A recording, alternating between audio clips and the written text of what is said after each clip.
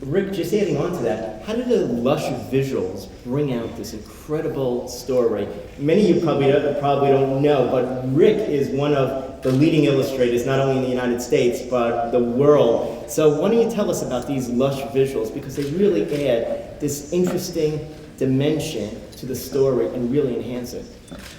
Well, a big part of it was when I came on the project about 3.5 years ago, and of the 8 years, the total time that the project took. So I'm a relative latecomer, and Kevin likes to tell the story of how they found me. Do you want to take over, Kevin?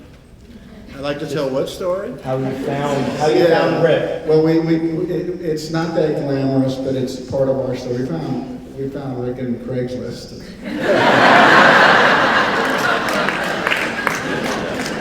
So he asked earlier what my We really cast our net. So Kevin, why don't you describe how you actually found them on Craigslist? Is basically what attracted you and the test. Well, I thought we were sunk when I said, who's going to do all this? And John said, well, I'll find somebody. And then he told me he found somebody. I was really happy. And of course I said, where'd you get him? I thought don't worry we got about that plumber part. or something. What happened? We got him on Craigslist? Go ahead. Well, so he asked earlier what was my attraction to the story? Well, a job. That was. I was on Craigslist. I was waiting. I was going to work on another graphic novel that got pushed for a month, and I was like, well, I've got a month. I need to find something to fill that time. And so I applied. There was a listing. It said, "Can you draw like Winsor McCay?" Now, how many here know who Winsor McCay is? All right, and art savvy audience. John and Rick, I should get an audience. I saw we got 3 hands go up. We have 3 people out of an art savvy audience. So I saw this, and I was like, Winsor McCay is one of my heroes. He was one of the giants of early 20th century Sunday comics.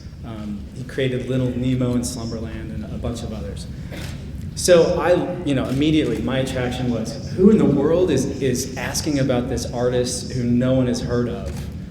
Can you draw like this guy? So I immediately answered the ad. And John looked at my portfolio and liked it and said, hey, maybe you could do a test page for us. We'll pay for it. Yeah, and they were going to pay. No. A novelty. Oh, one of us was pay for it. Yeah. We'll pay for it. Gee, Christmas, let's be serious. Well, this is before Kevin had come out from behind the curtain, so it was being financed. So we didn't want.